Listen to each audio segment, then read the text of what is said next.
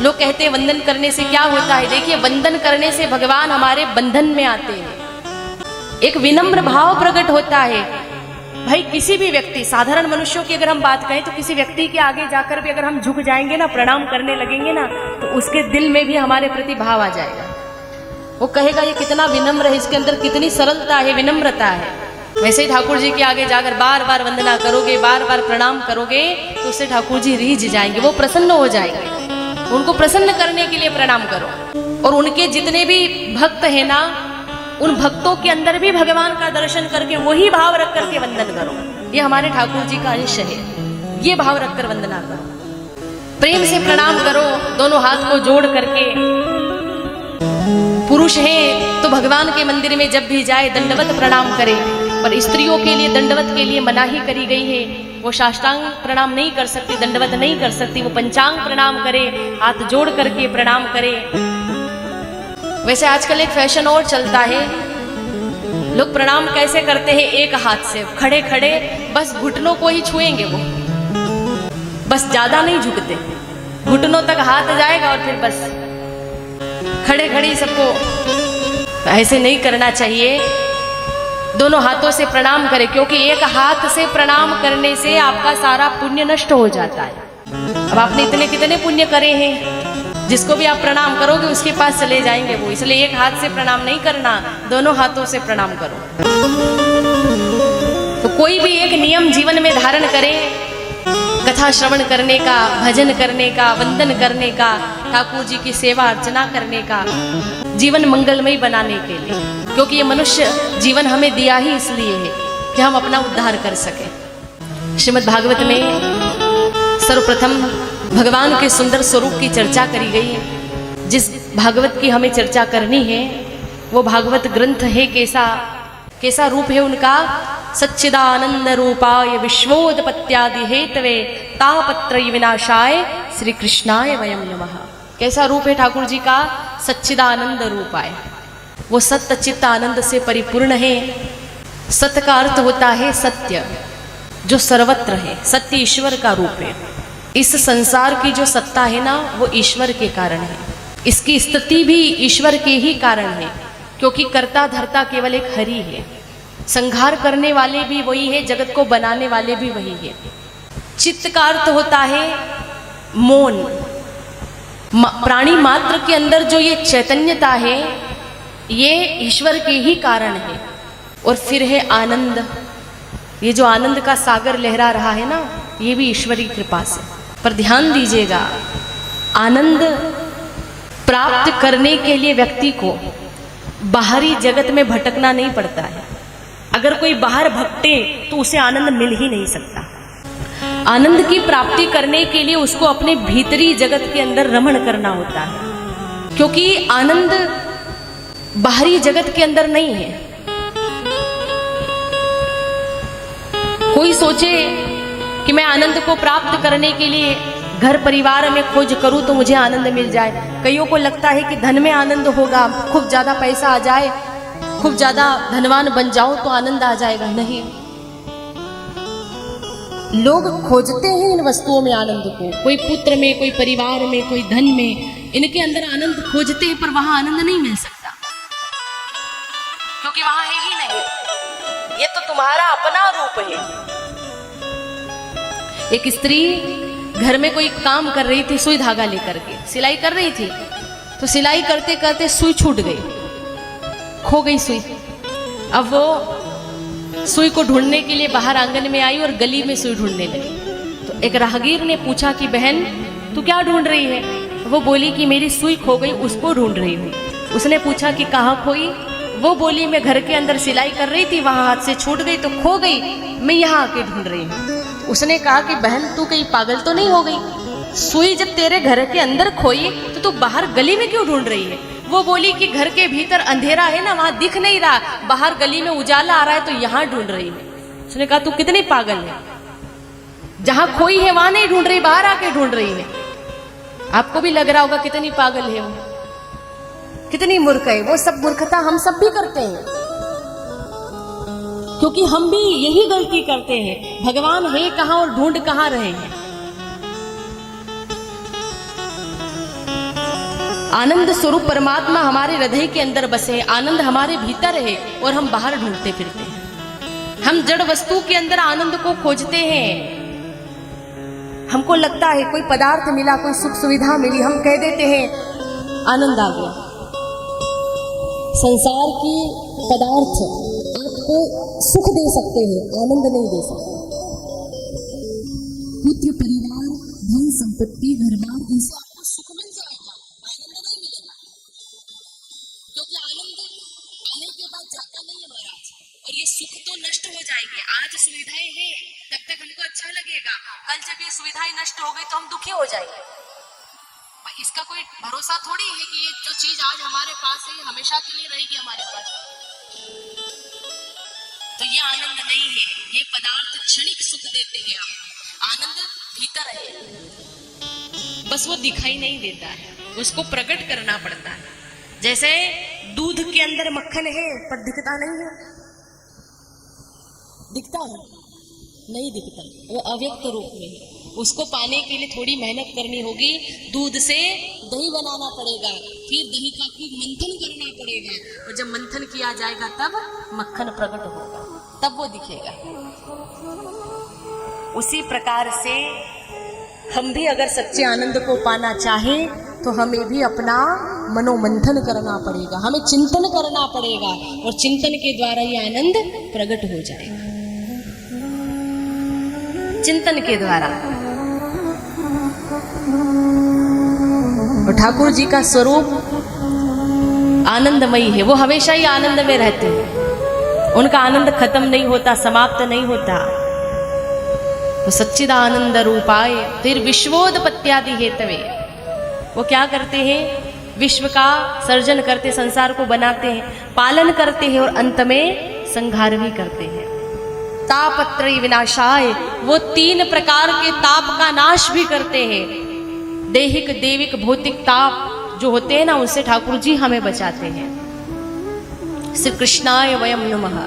ऐसे सच्चिदानंद स्वरूप वाले श्री कृष्णचंद्र जी के चरणारविंद में हम सब प्रेम से प्रणाम करते हैं। ऐसे ठाकुर जी को हम नमन करते हैं। भगवान ने बड़ी सुंदर लीलाएं करी है, और जिसकी चर्चा इस श्लोक के माध्यम से करी गई, परिचय करवाया गया। भगवान श्री कृष्ण ने अपने भक्तों को आनंद का दान देने के लिए, भाई वो तो आनंद के स्वरूप है ही, पर लीलाएं ऐसी करी कि सबको आनंद मिले। कितने अवतार हुए भगवान के, बहुत सारे अवतार हुए, लेकिन इन सभी अवतारों में सबसे मनमोहक अवतार अगर कोई है तो वो है भगवान कृष्ण का अवतार, और उसमें भी सबसे अधिक सुंदर है भगवान की बाल लीला। कितनी प्यारी है। भगवान कृष्ण स्वयं आनंद के रूप है, और औरों को आनंदित करने के लिए वो कृष्ण का रूप धारण करके इस धराधाम पर आए, और अपनी सुंदर लीलाएं करके उन्होंने सबको आनंद का दान किया है, सबको आनंदित किया है। आज भी अगर हम उनकी लीलाओं का चिंतन करें, लीलाओं का ध्यान करें ना, तो हमें वही आनंद प्राप्त होता है। विचार करिएगा, आज जब चिंतन करने से हमें इतने आनंद की प्राप्ति होती है, कथा सुनते हैं तो आनंद मिलता है, जब ठाकुर जी ने प्रत्यक्ष में लीला करी होगी उस समय क्या स्थिति रही होगी, कितना आनंद प्रकट हुआ हो। देखिए, भगवान आए धराधाम पर, लीलाएं करी, कितने अवतार लिए, हमने उन अवतारों को नहीं देखा है, हमने भगवान का दर्शन नहीं किया। पर इस कलिकाल के अंदर अगर आज हमें भगवान का अनुभव होता है, आनंद की अनुभूति होती है ना, तो वो केवल भगवान की इन कथाओं के माध्यम से ही होती है, इन लीलाओं के माध्यम से होती है। ये भाव आता है कि उस समय कितना आनंद बरसा हो। और ऐसा चिंतन अगर आज भी हम नित्य प्रतिदिन करें, तो महाराज चिंतन करते करते ही भगवत चरणों में हमारी निष्ठा हो जाए, मन भी एकाग्र हो जाए, तो हमें ये करना है। भागवत में यही मार्गदर्शन हम आप सबको करवाया गया है। कई लोग कहते हैं हम भी अपना कल्याण चाहते हैं, हम भी उद्धार करना चाहते हैं, पर कईयों की समस्या ये है कि हम अपना घर बार नहीं छोड़ सकते। व्यवसाय नहीं छोड़ सकते, फिर हमें भगवत प्राप्ति कैसे हो? तो भागवत में उसका भी समाधान है। भागवत कहते हैं भैया तुम्हें घर बार छोड़ने की, व्यवसाय छोड़ने की आवश्यकता नहीं है। अगर भगवत प्राप्ति करना चाहते हो, अपना उद्धार करना चाहते हो, तो तुम घर में रह कर के भी भजन कर सकते। ठाकुर जी ये थोड़े ही कहते हैं कि मुझे पाने के लिए घर बार छोड़ दे। भाई घर छोड़ के कहाँ जाओगे तुम? जंगल में भी जाओगे तो भी रहने के लिए झोपड़ी तो तुम बनाओगे ही सही। वहां भी जाकर के अपने रहने के लिए कुछ न कुछ तो व्यवस्था करोगे। अच्छा भोजन पाना छोड़ दोगे तो भी कंदमूल तो खाने पड़ेंगे जीवन निर्वहन के लिए। आप त्याग करना चाहते, बहुत अच्छी बात है, त्याग करना चाहिए। त्याग घर में रह करके भी हो सकता है। उसके लिए ये आवश्यक नहीं कि आपको घर बार छोड़ के ही जाना पड़े।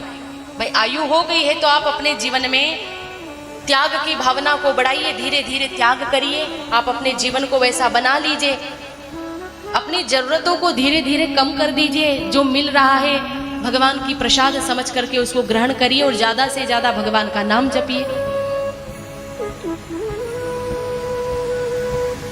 और सबसे अच्छा ये भी आवश्यक नहीं है कि आप एक उम्र हो जाने के बाद ही भगवान का नाम लेना शुरू करें। भाई कईयों के दिमाग में ये भी बात चलती है कि उम्र हो जाने के बाद नाम लेंगे, बुढ़ापे में नाम लेंगे। ये भी गलत बात है महाराज। जवानी में जो भजन आप कर पाओगे वो बुढ़ापे में थोड़ी हो पाएगा।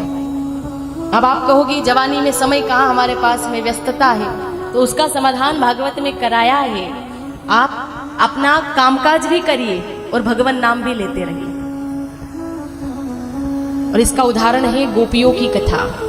गोपियों का जीवन देखो आप। गोपियां कृष्ण को पाने के लिए कहाँ गई थी? कहीं गई थी वो घर छोड़ के? वृंदावन छोड़ के कहीं नहीं गई वो। कृष्ण भले छोड़ के चले गए उनको मथुरा में, कृष्ण चले गए। वो चाहती तो मथुरा जा सकती थी, नहीं गई वो। वृंदावन छोड़ के नहीं गई वो वहीं रहती थी, सारा कार्य करती थी, घर का सब काम करती। उन्होंने स्वधर्म का त्याग नहीं किया, कर्तव्य का पालन करती हुई वो कृष्ण का भजन करती थी। रात दिन कोई भी वो काम करे, झाड़ बुहार करती तो कृष्ण को याद करती थी। गैया का दूध दूहे तो ये भाव कि कृष्ण के लिए कर रही है, मतलब सारा कर्म उन्होंने कृष्ण अर्पण कर दिया। और भगवान यही तो कहते हैं, अर्जुन को भगवान ने यही तो कहा है कि तो निष्काम भाव से कर्म कर, सारा कर्म हम भगवान को अर्पण कर दे। संत कहते हैं कि हमारी नींद भी समाधि बन जाए अगर हमारा भाव अच्छा हो जाए। हम ये भाव रख लें कि हम सोते इसलिए है ताकि हमारे भजन में आलस्य ना आए। अगर नहीं सोएंगे, नींद पूरी नहीं होगी तो भजन में बैठ नहीं पाएंगे, कथा में बैठ नहीं पाएंगे, आलस्य आएगा। हम भोजन भी इस भाव से ग्रहण करें कि हमारा जीवन कैसे चलेगा। जीवन निर्वहन के लिए, शरीर स्वस्थ रहे, इसके लिए भोजन भी जरूरी है। तो वो भाव रख करके हम भगवान का प्रसाद ले रहे हैं, वो भाव रख करके भोजन ग्रहण करें। अपना भाव बदल दो, सारे कार्य को आप भगवान की भक्ति से जोड़ दो। बुरी आदतें हैं तो उनका त्याग करो, अच्छी आदतों को अपनाओ और अपने जीवन में भगवान को प्रधानता दो। वो मुख्य है हमारे जीवन में। और उस अनुसार अगर जीवन जिए तो महाराज घर रहते हुए भगवत प्राप्ति हो जाए, कहीं जाने की आवश्यकता नहीं पड़ेगी। जीवन ऐसा बनाओ कि आपको कहीं नहीं जाना पड़े, ठाकुर जी खुद चल के आपके पास है। कृष्ण कन्हैया को स्वयं जाना पड़ता था गोपियों के घर में, चाहे किसी भी बहाने से वो जाए तो जाते थे दर्शन देने के लिए, क्योंकि उनका प्रेम वैसा था। वो सारा कार्य भगवान श्री कृष्ण के लिए करते थे। कितना सुंदर जीवन है उनका। और ऐसी गोपियों से मिलने जब उद्धव जी आए थे ना, तो उन गोपियों का वो जीवन देख करके उनका सारा ज्ञान का गर्व दूर हो गया था कि कितनी महान है ये गोपियां, कितनी श्रेष्ठ है, कितना भजन करती है, भगवान के चरणों से कितना प्रेम है। और जब गए थे उद्धव तो जाते जाते उन्होंने गोपियों के चरण रज माथे पर लगाई, गोपियों को प्रणाम किया, वंदना करके उन्होंने कहा, वंदे नंद ब्रज स्त्रीणाम पाद रेणु वृक्षण सह तासाम हरि कथोत गीतम पुनाति भुवनत्रयम। नंद बाबा के ब्रज में रहने वाली इन गोपिकाओं के चरण धूल को मैं प्रणाम करता हूँ, इनके चरण रज माथे पर लगाता हूँ, क्योंकि गोपियों ने कृष्ण के विषय में जो गुणगान गाए वो तीनों लोगों को पवित्र कर रहे हैं और सदैव पवित्र करते रहेंगे। उन्होंने भगवान के कितने गुण गाए हैं, इसलिए तो श्रीधाम वृंदावन की शोभा बड़ी न्यारी है, क्योंकि महाराज गोपियां नित्य भगवान का गुणगान करती है, सारा कार्य वो कृष्ण के लिए करती है, और भगवान ने वहां इतनी सुंदर लीलाएं करी, अपनी लीलाओं का उनको दर्शन करवाया है। श्री वृंदावन धाम की शोभा अपरंपार है, जहां सारे वृक्ष हो, पशु हो, पक्षी हो, हर कोई राधे कृष्ण को अपना मान करके राधे राधे करते रहते हैं। वृंदावन धाम अपार जपे जा राधे राधे, वृंदावन धाम अपार जपे जा राधे राधे, वृंदावन धाम अपार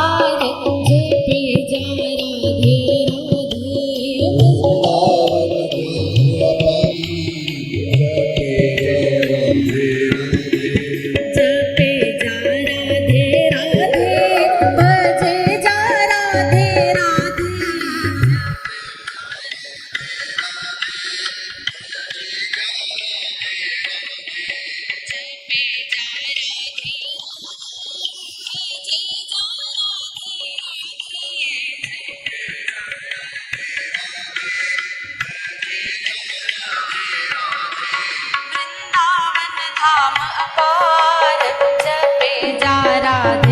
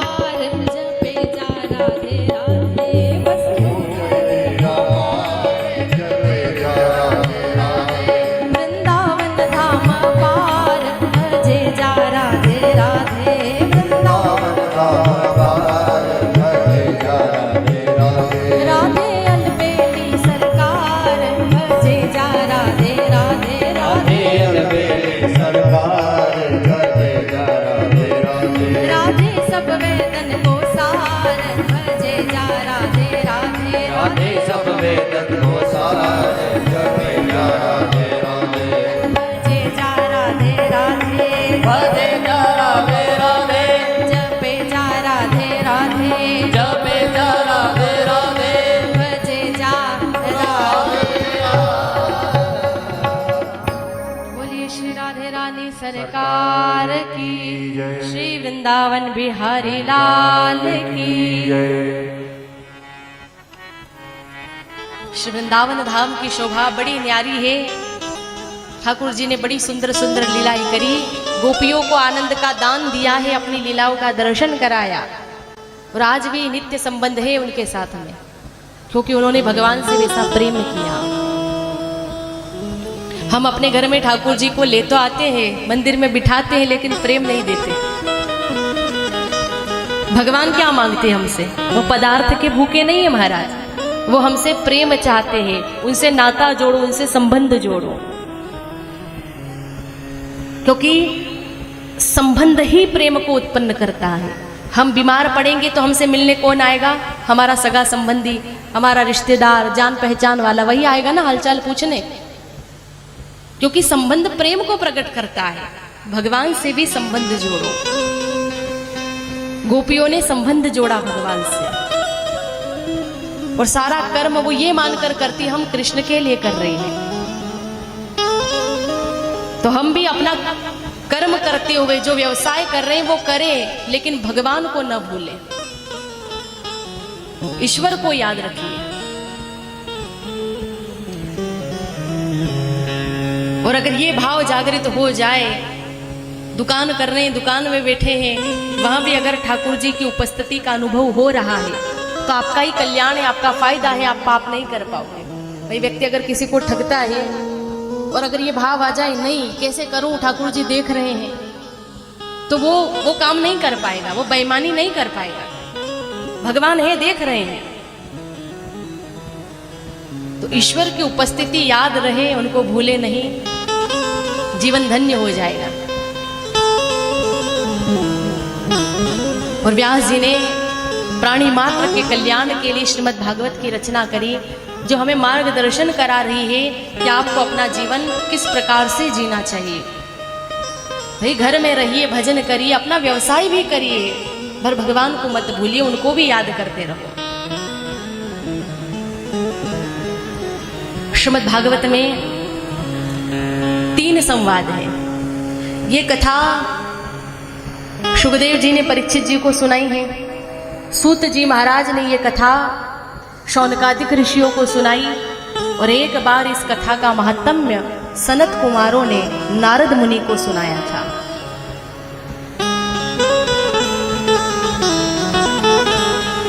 व्यास जी महाराज ने अपने पुत्र सुखदेव जी को भागवत का अभ्यास कराया, तो उन्होंने राजा परीक्षित को श्रवण कराई है।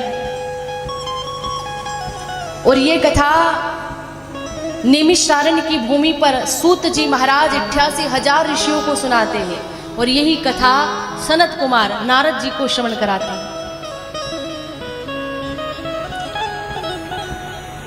व्यास जी ने जब भागवत की रचना करनी चाहिए तो उनके मन में बड़ी चिंता थी। रचना तो वो करना चाहते थे, पर लिखने वाला कोई नहीं था। लिखे कौन? तो उनके भाव को गणेश जी महाराज ने समझ लिया। गणपति जी ने बड़ी कृपा करी, गणेश जी प्रकट हो गए आश्रम पर और बोले कि आप जगत कल्याण के लिए ग्रंथ की रचना करना चाहते हो ना, तो मैं उसमें आपकी मदद करूंगा। ग्रंथ लेखन का काम मैं करूंगा, आप चिंता छोड़ दो, मैं लिख दूंगा। बस एक शर्त है मेरी, मैं खाली नहीं बैठूंगा, आपको लगातार बोलना पड़ेगा, मैं रुकूंगा नहीं, बिना रुके लिखूंगा। गणेश जी का वाहन क्या है? चूहा, मूषक। मूषक का अर्थ होता है उद्योग, जो सतत निरंतर उद्योग करता है ना, कर्म करता रहता है, उसका अमंगल कभी नहीं होता, और उसी की रिद्धि सिद्धि दासी बनती है। खाली नहीं बैठना, कुछ न कुछ अच्छा कर्म करते रहिए। गणेश जी की शर्त जानकर व्यास जी बोले ठीक है, आपकी बात मैंने मानी, मेरी भी बात आप मानो, मैं जो बोलूं वो योग्य है या नहीं, पहले आप उसका विचार करें और विचार पूर्वक ही ग्रंथ लिखें। गणेश जी तैयार हो गए। तो व्यास जी बन गए हैं वक्ता, गणेश जी बन गए लेखक। व्यास जी बोलते रहे बिना रुके और गणेश जी भी बिना रुके लगातार लिखते रहे। और इस प्रकार से ग्रंथ पूरा हो गया, ग्रंथ का कार्य संपन्न हुआ, गणेश जी पधार गए। व्यास जी महाराज ने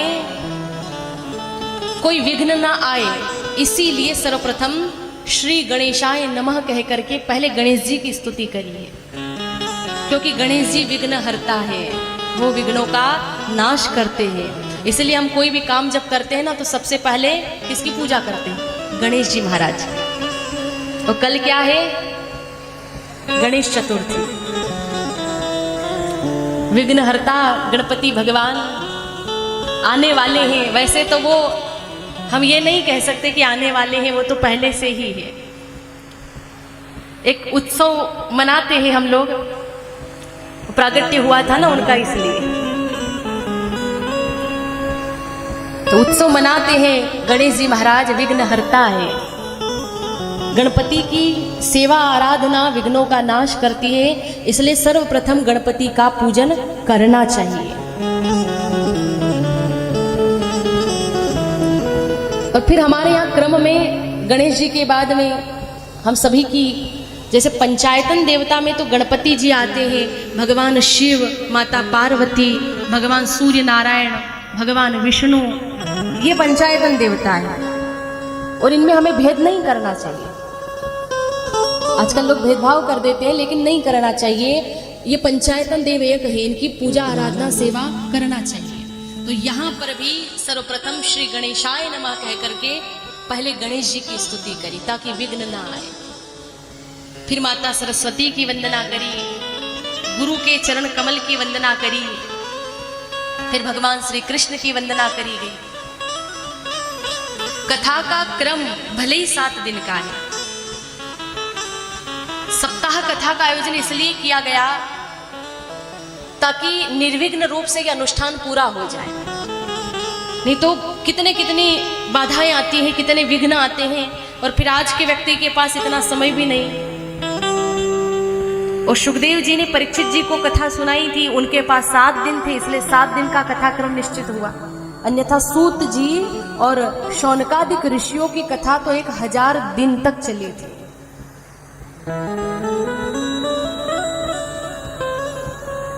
हमारे जीवन में बड़े विघ्न आते हैं, कई बाधाएं आती हैं ना, इसीलिए पहले गणेश जी की वंदना करी गई, विघ्न ना आए।